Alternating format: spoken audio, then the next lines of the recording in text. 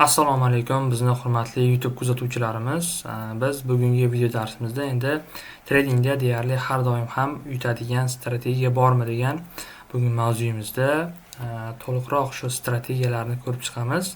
Endi bugun siz real ammo kamchiliklari mavjud bo'lgan, lekin eng barqaror strategiyalarni ko'rib chiqamiz va agar bu sizga ma'qul keladigan bo'lsa, siz ham o'zingizda keyinchalik foydalanib ko'rishingiz mumkin bo'ladi va biz bugungi video darsimizni boshlaymiz.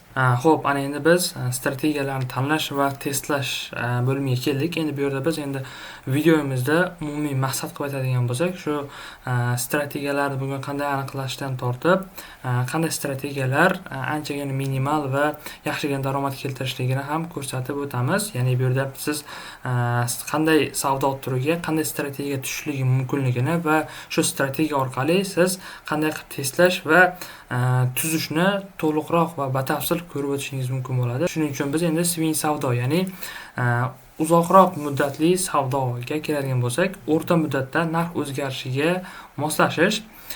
Asosan endi savdoning turlari ham bor, bularni aytib o'tishimiz kerak bo'ladi. Swing trade bor, day trading bor va scalping trading mavjud. Bu asosiy 3 ta tradedan biz asosan qanday foyda olishimiz mumkin bo'ladi? Bu asosan tanlaymiz. Ya'ni agar siz day trading bilan shug'ullanadigan bo'lsangiz, siz kunlik savdo qilishingiz kerak bo'ladi va strategiya ham shunga mos bo'lishligi kerak bo'ladi. Biz strategiya nima deganlar uchun? Strategiya bu sizning savdo qilayotgan vaqtingizda sizga eng kerak bo'ladigan instrument. Ya'ni shu savdolaringizni rejalashtirishingiz bo'ladimi? Qachon savdoga kirishingiz kerak bo'ladimi? Sizning ish anjomingiz, shu tradingdagi ish anjomingiz bu sizning strategiyangiz hisoblanar ekan. Xo'p, unda masalan day tradingga mos strategiya qanday bo'lishi mumkin bo'ladi? Siz har kuni savdo qilasiz. Masalan, bozor 5 kun fond bozorida 5 kun ochiq bo'ladigan bo'lsa, ya'ni dushanbadan juma kunini kechqurungacha ochiq bo'ladigan bo'lsa, ya'ni shanba kuni o'tkir kungacha, shu 5 kun ichida siz har kuni qoldirmasdan trade qilishingizga to'g'ri keladi day tradingda va sizning strategiyangiz ham shunga mos bo'lishligi kerak. Ya'ni masalan siz har doim savdoga kirasiz. Bunda day tradingda masalan bitta Apple aksiyasiga savdoga kiryapsiz.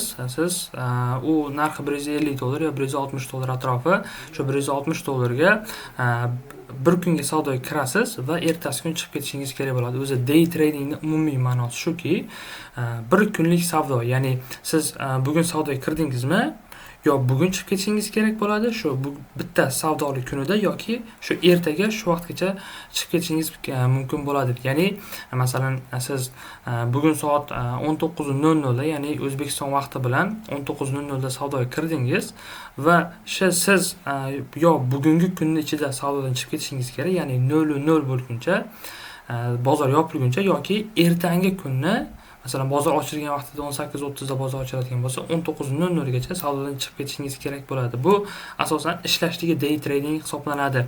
Va bizga bu nimaga kerak? Asosan strategiyada day trading bo'lishi uchun bu tez, ya'ni tez bo'ladigan savdo jarayonlar hisoblanadi. Ya'ni savdoga tez kirasiz, savdodan tez chiqasiz va risklar ham shunday bo'ladi va kichikroq bo'ladi. Shuning uchun strategiyani to'g'ri tanlab olishlik kerak bo'ladi. Endi swing savdo qanday bo'ladi? Swing savdo, ya'ni swing trade ham bor. Bu uzoqroq muddatli, ya'ni 2 kundan oshiqroq va kerak bo'lsa yillab ham, oylab ham davom etadigan savdo turi hisoblanadi. Bu asosan katta traderlar uchun emas, balki investorlar uchun juda muhim hisoblanadi. Chunki ular bozorni kamroq analiz qilishadi va kamroq risk bilan uzoq muddatli kattaroq natijalarga erishish uchun asosan swing savdo qilinadi. Bizga asosan swing savdo uzoq muddatli kerak bo'lganligi uchun ham strategiya ham shunday topiladi. Ya'ni tez savdoga kirmaysiz, risk ham biroz yanada pastroq bo'ladi va riskka e'tibor berilmaydi uncha. Day tradingda lekin riskka обязательно, ya'ni doimiy ravishda e'tibor qaratiladi swing trade'ga qaraganda.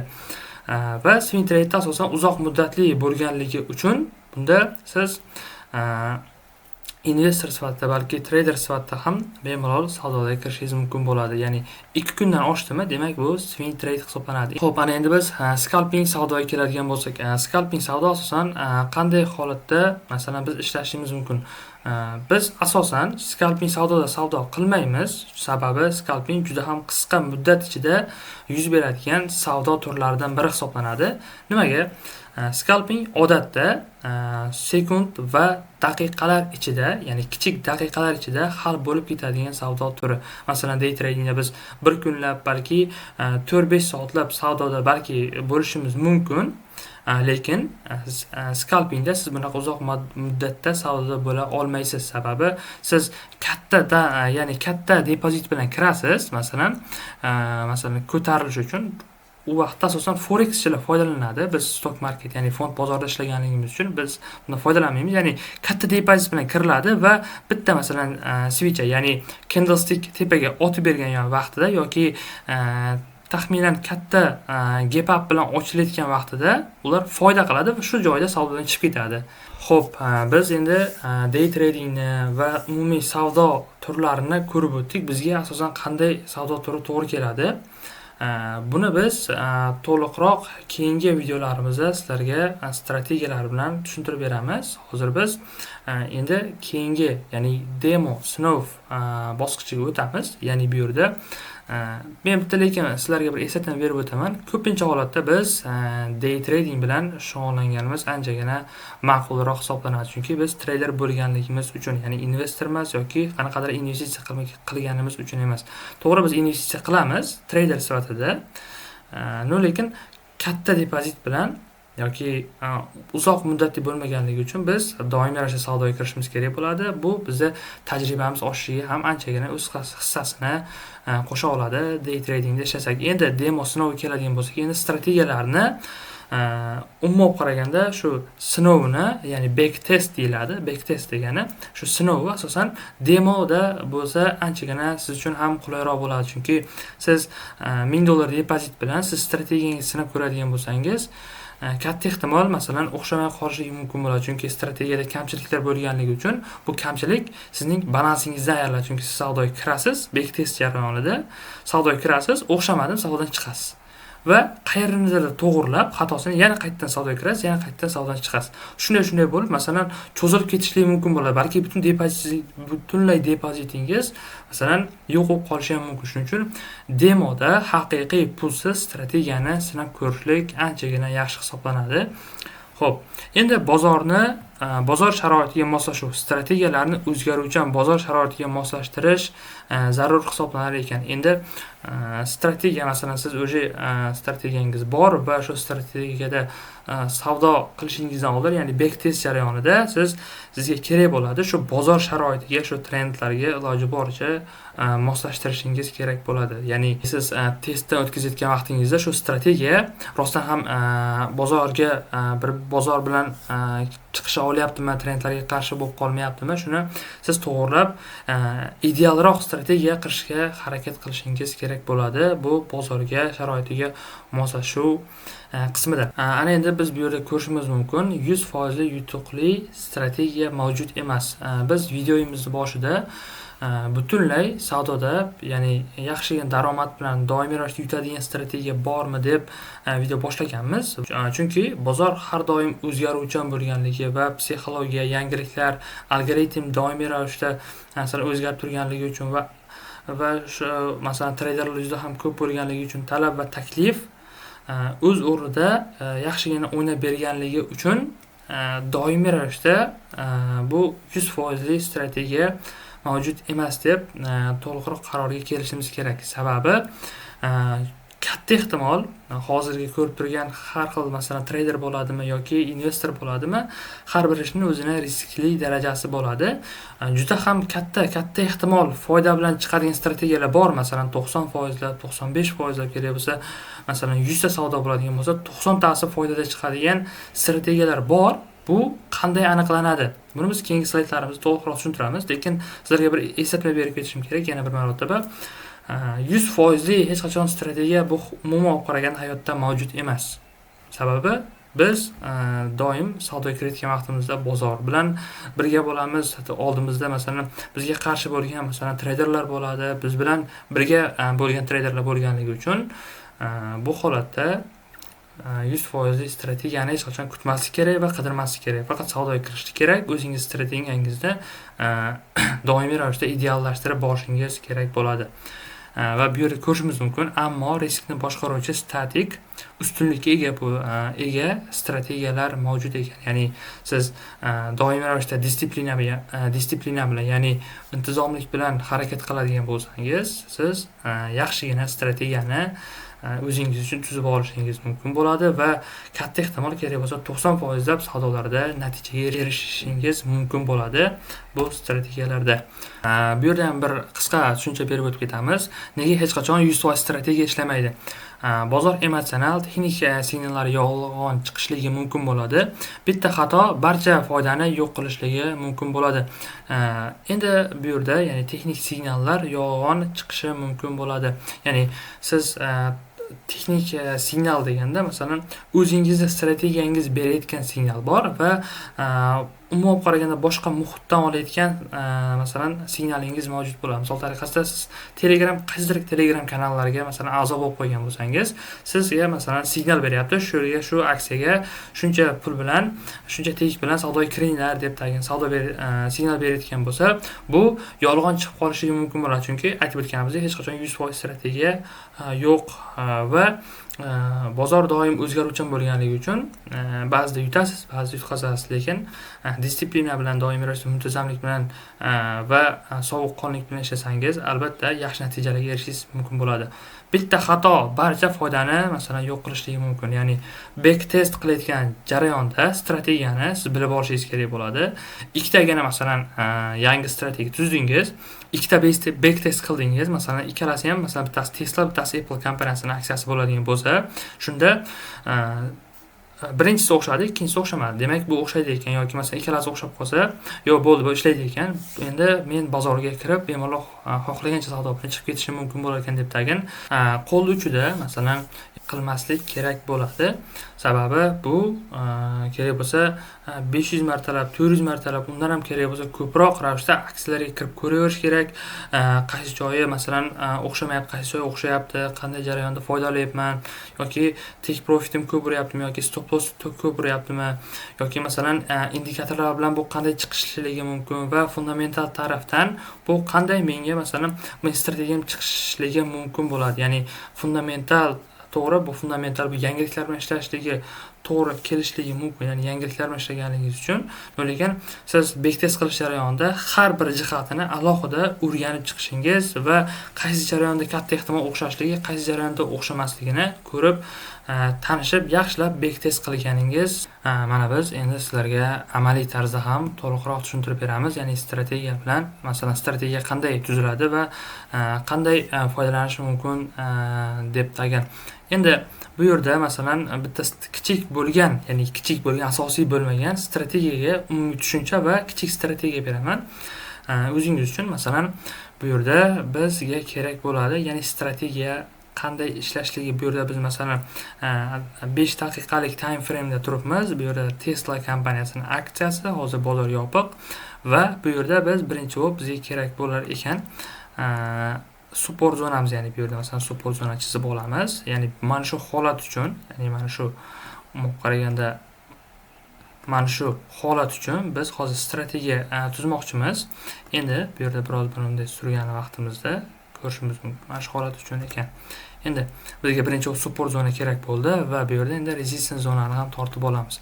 Bilishingiz mumkin, ya'ni support bu xaridorlarni qo'llab-quvvatlovchi zona, resistance zona esa bu sotuvchilarni qo'llab-quvvatlovchi zonasi hisoblanar ekan. Bu hech qanday chiziq yoki qanaqadir bir instrument emas. Bu haqiqiy zona sifatida qarashlik kerak. Va bu yerda biz e'tibor berishimiz mumkin. Masalan, bu yerda masalan candlestick orqali savdoga kirishimiz mumkin. Masalan, pin bar strategiyasi orqali. Bu pin bar strategiyasi qanday ishlaydi? Bu yerda birinchi bo'lib biz strategiya tuzayotgan vaqtimizda vaqt oralig'iga e'tibor berishimiz kerak bo'ladi. Ya'ni qanday vaqt oralig'ida biz savdo qilyapmiz? Masalan, 1 kunlik vaqt oralig'ida savdo qilyapmizmi yoki masalan bizning strategiyamiz asosan qanday vaqt oralig'larida yaxshi o'xshashligi mumkinligini biz birinchi o'rinda aniqlab olishimiz kerak. Demak, birinchi bo'lib masalan sizga bir topshiriq berib o'taman shu video jarayonida. Xo'p, bir qog'oz oling va strategiyam deb yozasiz va birinchi 1 deb raqam qo'yasiz va vaqt oralig'ini yozasiz. Ya'ni vaqt oralig'i qancha bo'lishligi kerak. Birinchi bo'lib siz filtr qilib olasiz va shunga filtrlardan o'tgandan keyin oxiri qanaqa strategiya bo'lganini bir ko'rasiz va bozorda bir sinab ko'rasiz. Agar qaysidir kamchiliklar bo'ladigan bo'lsa, to'g'rilab o'sha vaqt oralig'larini balki qo'shimcha nimadir qo'sharsiz. Birinchi bo'lib vaqt oralig'ini ko'rib o'tamiz, ya'ni masalan 5 minut yoki 10 daqiqa. Keyin asosan qanday aksiyalarda savdo qilyapsiz? Bu ikkinchi. Endi bu ikkinchi bosqich bo'ladi. Ya'ni siz bu ikkinchi bosqichda masalan Tesla bu masalan blue chip kompaniya, ya'ni katta kompaniya bo'lganligi uchun masalan narxini ham ko'rishingiz mumkin. Bir dona aksiyasining o'zi $349 ekan. Bu katta aksiya bo'lganligi uchun bunga masalan katta aksiyalarda sizning savdoingiz o'xshayaptimi yoki kichik aksiyalar yoki masalan xo'p, endi biz penny stock haqida ham ozgina gaplashsak, ya'ni penny stock bu kichik bo'lgan kompaniyaning aksiyalari hisoblanar ekan, ya'ni kichik kompaniyalarning aksiyalari. Bu xoh 5 sent bo'lishi mumkin, 50 sent bo'lishi, balki $1 ham bo'lishi mumkin bo'ladi. Bu penny stocklar, ya'ni kichik kompaniya aksiyalari bunaqa ideal grafik mavjud bo'lmaydi. Ya'ni bunaqa ideal masalan juda ham yaxshi tuzilgan holatda bo'lmaydi. Masalan juda ham boshqacharoq ko'rinishda bo'ladi. Penny stock ham strategiyalari ularniki biroz boshqacharoq ishlaydi. Bu blue chip kompaniya aksiyalariga qaraganda. Endi biz aksiyaga strategiyamizga to'xtalamiz. Endi biz asosan strategiyamizda nima orqali ishlaymiz? Biz grafik figuralar orqali ishlaymizmi yoki support resistance yoki masalan zonalar bilan ishlaymizmi, masalan yoki candlesticklar bilan ishlaymizmi yoki indikator yoki shunga o'xshash bo'lgan instrumentlardan qaysi biridan foydalanamiz? Hozir misol tariqasida men pin bar orqali strategiyani o'rgatmoqchiman. Bu pin bar ko'pincha holatda masalan buy orderini beradi, ya'ni buy signalini beradi ko'pincha holatda, chunki bu eng pastlikda shakllanadi va shu yerda razvorot olishni bildiradi. Bu yerda masalan razvorot degani bu burilish degan ma'noni anglatadi, ya'ni aksiya narxi down trenddan boshlanadi va down trendda oxirgi masalan pin bar shakllanadi va razvorot olishni boshlaydi va kichik candlesticklar paydo bo'lib o'sha sekin-sekin tepaga ko'tarilib ketaveradi. Xo'p, bu yerda qancha pin barni masalan soya qismi uzun bo'lsa, u shuncha ishonchli hisoblanar ekan. Bu yerda ko'rishimiz mumkin. Bu yerda masalan pin bar orqali bu yerda masalan bu yerda narx harakat tushib ketmagan va bu yerda eng pastki narx quyidagicha bo'lgan va bundan oldin ham mana bu yerda ko'rishimiz mumkin aksiya narxi yorib o'tgan va biroz tushgan.